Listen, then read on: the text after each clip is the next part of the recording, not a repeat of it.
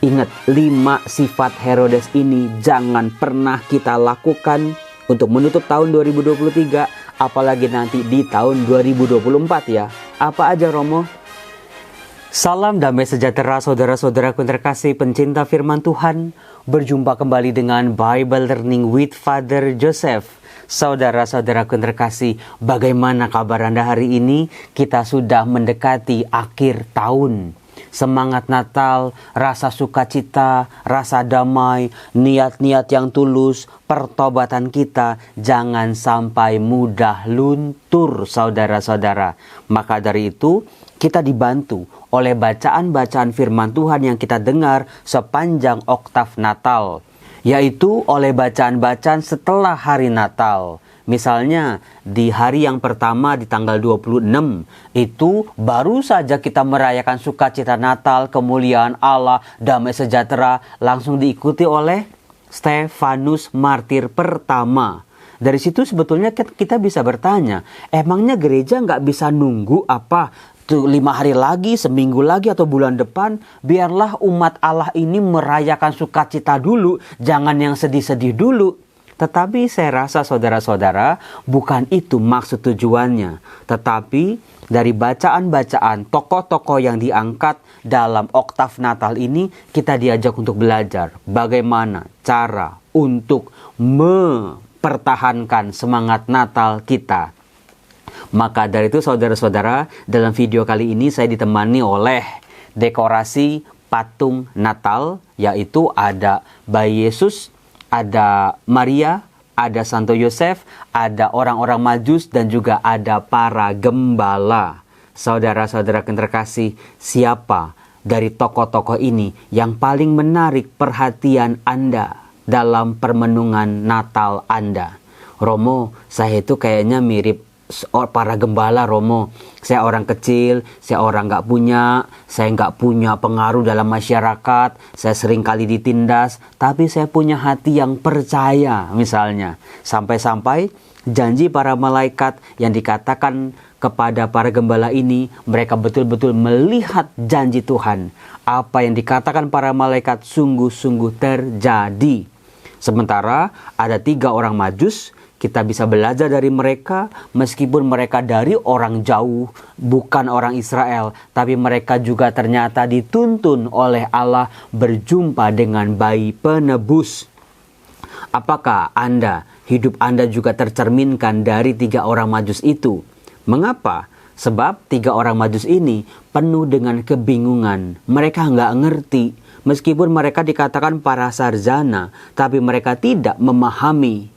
Seringkali Romo, dalam hidup saya seringkali lebih banyak nggak ngertinya daripada ngertinya. Kenapa Romo? Saya kok tiba-tiba dikasih sakit? Kenapa anak saya kok nggak diterima di pekerjaannya? Kenapa kok keluarga saya gagal Romo? Banyak tidak mengertinya dibanding mengertinya. Belajarlah dari orang Majus. Ketika mereka tidak mengerti, mereka tetap terus mencari. Bisa juga kita seperti orang Majus, salah bertanya. Orang Majus ini bertanyanya kepada Herodes yang punya niat busuk. Maka mereka ditipu oleh Herodes ini yang punya niat jahat. Tetapi kalau orang memang punya hati yang bersih, tulus, betul-betul memancarkan kebaikan, orang sekejam Herodes sekalipun tidak bisa menipu mereka. Mudah-mudahan Anda diinspirasikan oleh orang Majus ini. Tetap mencari kebenaran. Hanya pada Allah kebenaran itu bisa ditemukan. Kemudian juga saudara-saudara, kalau soal Maria dan Santo Yosef, saya sudah tidak perlu banyak bicara lagi karena Anda pasti sudah mengenalnya, bukan? Yang satu sangat rendah hati. Terjadilah padaku menurut perkataanmu. Yang satu sangat taat luar biasa. Menjadi pribadi yang setia. Luar biasa ini, cinta, kasih, rasa percaya Bunda Maria ditambah dengan ketaatan dan kesetiaan Santo Yosef betul-betul menjadi perlindungan istimewa bagi Allah yang berinkarnasi menjadi manusia dalam wujud bayi mungil yang tidak berdaya ini. Saudara-saudara yang terkasih, itulah ringkasan dari bagaimana tokoh-tokoh seputar Natal. Nah, pada hari Kamis tanggal 28, di mana kita bisa belajar bagaimana menjaga spirit Natal, yaitu kita bisa belajar dari kanak-kanak suci, para martir. Siapa itu, Romo? Anda kalau mau berkenalan dengan tokoh ini, itu Anda bisa baca dari Matius bab 2 ayat 13 sampai 18. Matius bab 2 ayat 13 sampai 18. Karena Herodes merasa ditipu oleh orang Majus, kan Herodes berjanji, kamu selidiki, nanti kalau kamu sudah dapat balik lagi supaya aku bisa menyembah dia. Padahal Herodes mau melenyapkan anak itu. Nah, karena orang Majus ini dituntun oleh malaikat, mereka pulang ke negerinya sendiri dengan cari jalan yang lain. Lalu Herodes marah, dikatakan di Matius bab 2 ayat 16. Ketika Herodes tahu bahwa ia telah diberdayakan oleh orang-orang Majus itu, sangat marahlah ia. Saudara-saudara, kita bisa melihat Herodes ini tipe yang manipulatif, dia penipu, dia gila kuasa, karena dia merasa kekuasaannya itu mulai goyang karena dikabarkan akan lahir seorang raja, maka dia cemas, dia takut, dia bimbang. Lalu juga reaksinya adalah marah. Saudara-saudara, ingat 5 sifat Herodes ini jangan pernah kita lakukan untuk menutup tahun 2023, apalagi nanti di tahun 2024 ya. Apa aja, Romo? 1, manipulatif. Bagaimana ini orang ini bisa di depan ngomong lain, di belakang ngomong lain. Itu. Yang kedua, menipu. Seringkali berbohong, tidak jujur, tidak berkata apa adanya. Karena apa? Dia menutupi niat-niat jahatnya, niat-niat busuknya. Itu yang kedua, saudara-saudara. Lalu yang ketiga, dia mudah cemas, mudah khawatir. Karena saya pernah menjelaskan bahwa Herodes itu bukan darah dagingnya Daud ataupun Saul. Dia bisa jadi raja karena dia pakai politik jilat pantatnya penjajah Romawi. Dia orang kaya, dia bangsawan. Maka dia setor uang banyak supaya dia bisa dijadikan raja wilayah pada waktu itu. Jadi dia nggak punya kekuatan dasar untuk menjadi seorang raja. Maka dia mudah khawatir, dia mudah cemas. Lalu yang keempat, saudara-saudara, dari sifat Herodes ini adalah dia punya prasangka buruk. Raja yang berasal dari Allah, yang akan memimpin bangsa Israel menuju keselamatan, dia tidak percaya karena apa? Dia punya pikiran negatif. Itulah saudara-saudara, hati-hati ini dengan yang keempat. Banyak dari kita, pikiran, perasaan kita penuh dengan energi-energi negatif. Sehingga Tuhan, rahmatnya, karyanya, rencananya susah kita pahami. Seperti Herodes. Lalu yang kelima, mudah marah. Saudara-saudaraku terkasih, itulah sifat-sifat Herodes yang harus kita bisa cerminkan. Jangan kayak seperti ini. Karena apa? Romo, siapa sih Romo yang gak pernah marah dalam hidup? Saya Romo Yosef pernah marah loh. Sesabar ini, sebaik ini, saya kadang-kadang marah kalau lihat mahasiswa saya ngantuk gitu ya. Kalau lihat mahasiswa saya malah main handphone, saya kadang-kadang marah juga sih. Tuhan Yesus juga pernah marah bukan di bait Allah? Nah, kemarahan, jangan sampai kemarahan menguasai diri kita. Kemarahan adalah sebuah reaksi alamiah dari manusia, reaksinya terhadap hal-hal yang mungkin tidak sesuai dengan harapannya, maka manusia muncul rasa marah. Tetapi rasa marah kalau dibiarkan, marah-marah yang kecil, marah sama teman, marah sama sahabat, marah sama pasangan, terus diem-dieman, marah sama anak, ngambek-ngambekan, marah sama Tuhan lama-lama. Saudara-saudara, hati-hati. Rasa marah yang kecil-kecil ini kalau tidak dilatih, kalau tidak diolah, tidak dikuasai, lama-lama kemarahan ini menguasai diri kita.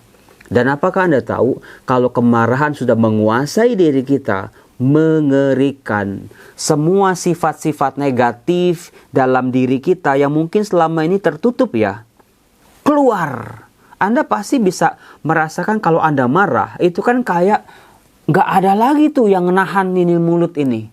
Ngomong, pokoknya kebun binatang keluar, kemarahan, kekecewaan, keresahan keluar semua. Betul apa enggak? Ketakutan Anda keluar semua. Betul? Betul banget Romo. Pantesan ya. Jadi itu kemarahan adalah kunci untuk membuka semua energi-energi negatif dalam diri kita. Hati-hati, jangan sampai kita dikuasai oleh rasa marah kita. Terus gimana Romo kalau banyak orang memancing-mancing kemarahan saya Romo? Nyindir-nyindir, memfitnah saya, ngomongin yang jelek-jelek, memutarbalikan fakta. Saudara-saudara yang terkasih, mereka-mereka itu kan energi negatif sebetulnya. Toksik-toksik sebetulnya, racun-racun buat kita. Udah tahu mereka racun, ngapain kita cicip-cicip, ngapain kita ambil? Biarlah mereka aja udah yang negatif. Jangan kita ikut-ikutan. Maka dari itu saudara-saudara, betullah yang dikatakan oleh Tuhan Yesus. Ampuni. Kuncinya cuma itu ternyata. Besok dia masih gitu lagi Romo. Ampuni lagi. Besok begitu lagi. Ampuni lagi. Dia nggak minta maaf Romo, tetap ampunin. Dia makin jahat Romo, ampunin terus. Nah itu dia, ampunilah kesalahan kami seperti kami pun mengampuni yang bersalah kepada kami. Kuncinya itu kok untuk mengatasi rasa marah. Romo, kadang-kadang Romo tuh ngomong tuh yang enggak deh. Gimana mau mengampuni Romo? Lihat mukanya juga enek. Ingat tingkah lakunya aja udah meledak-ledak pikiran kita. Saudara-saudara, seringkali kita dikuasai oleh rasa marah karena apa? Karena kita terlalu dekat dengan sumber kemarahan itu. Orang-orang, tindakan, peristiwa yang memicu kemarahan kita. Maka penting kita buat jaga jarak. Ini dia. Kalau Anda marah sama orang, jaga jarak. Selama Anda lihat dia, lihat tingkah lakunya, dengerin omongannya dia, semakin darah Anda mendidih bukan? Maka tinggal pergi aja udah. Sampai Anda tenang, setelah tenang baru hadapin orang itu. Selesaikan masalahnya. Itu caranya. Ketika Anda tarik diri, nafas, doa Yesus gitu. Doa Yesus, Tuhan. Dikatakan pertolongan kita dalam nama Tuhan yang menjadikan langit dan bumi. Seperti yang diucapkan oleh Mazmur 124 hari ini.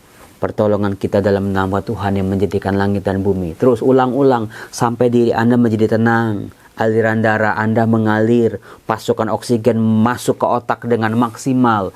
Pasti Anda tidak akan jadi marah. Karena apa? Anda langsung bisa menguasai rasa marah Anda. Rugi marah sama orang itu. Mendingan dia aja yang hidupnya nggak happy, tenang aja dia. Jangan ikut-ikutan mau bawa aku untuk nggak happy seperti dia. Sorry ya, gitu. Kuasai rasa marah Anda.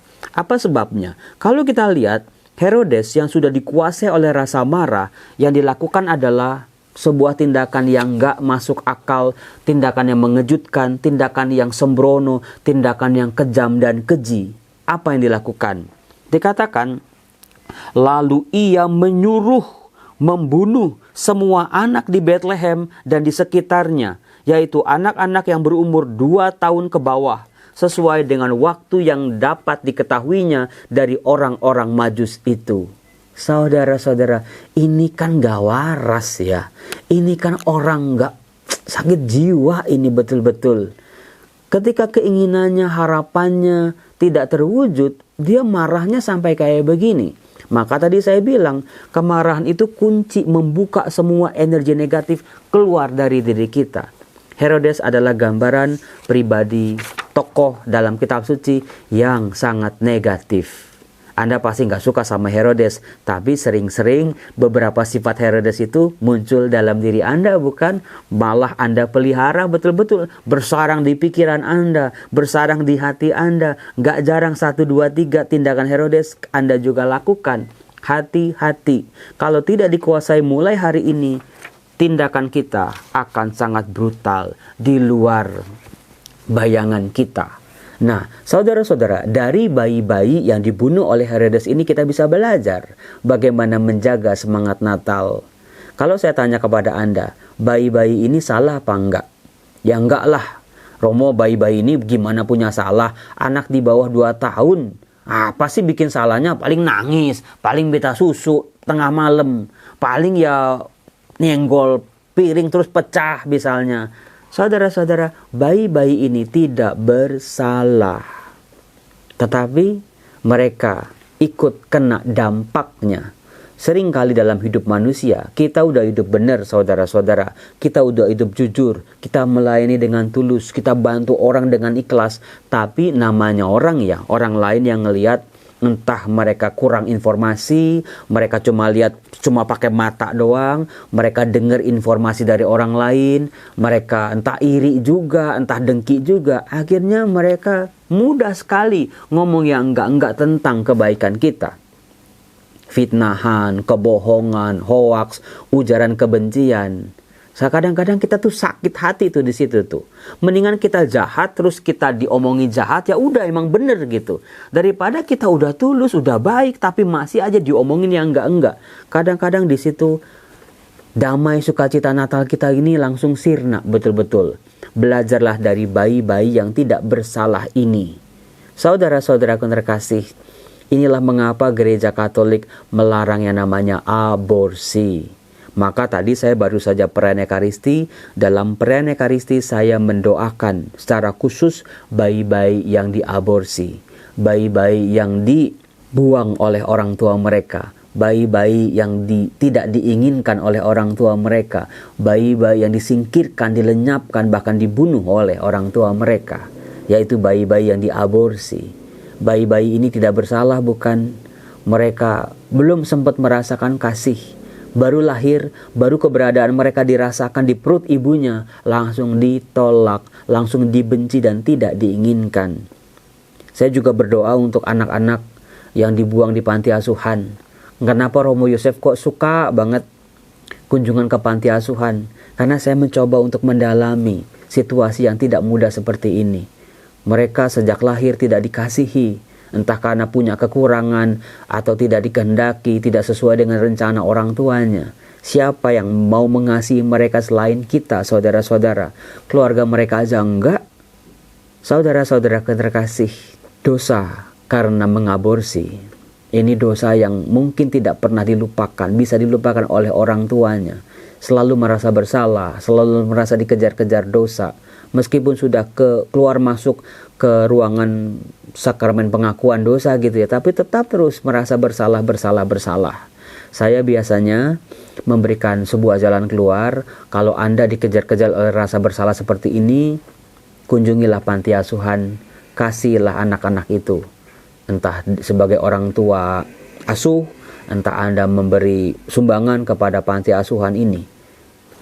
Dengan cara itu, Anda berdamai dengan masa lalu Anda. Dan ingatlah, ada Allah yang Maha Kasih. Jangan mengulang kesalahan yang sama. Kalau ada anak Anda, cucu Anda, jangan. Kasihan, sungguh-sungguh saudara-saudara. Buat si anak kasihan, buat orang tuanya juga kasihan. Seolah-olah kita bisa menutupi dosa dan kesalahan, tapi sebetulnya nggak bisa ditutupi sama sekali. Maka dari itu saudara-saudaraku, saya mengajak Anda semua untuk membawa dalam doa-doa Anda para bayi yang ditolak oleh orang tuanya, anak-anak yang dibuang atau diserahkan ke panti asuhan karena tidak dikehendaki oleh orang tuanya, anak-anak yang tidak merasakan kasih orang tua yang lengkap, anak-anak yang betul-betul butuh kasih sayang. Kita support mereka dengan doa-doa kita. Bapa yang baik, berkatilah kami, anak-anak-Mu ini. Berkatilah, lindungilah kehidupan kami. Ampuni dosa-dosa kami yang pernah kami lakukan yang sudah-sudah. Ampuni orang-orang yang bersalah kepada kami. Ampuni mereka yang menganiaya kami. Berkati mereka yang berbuat jahat terhadap kami. Mulut mereka, pikiran jahat mereka, ampuni ya Bapa. Bukan kami yang sanggup mengampuni, tetapi kuasa kasih-Mu. Dalam nama Bapa dan Putera dan Roh Kudus. Amin. Salam damai sejahtera, Tuhan Yesus memberkati saudara. Salam.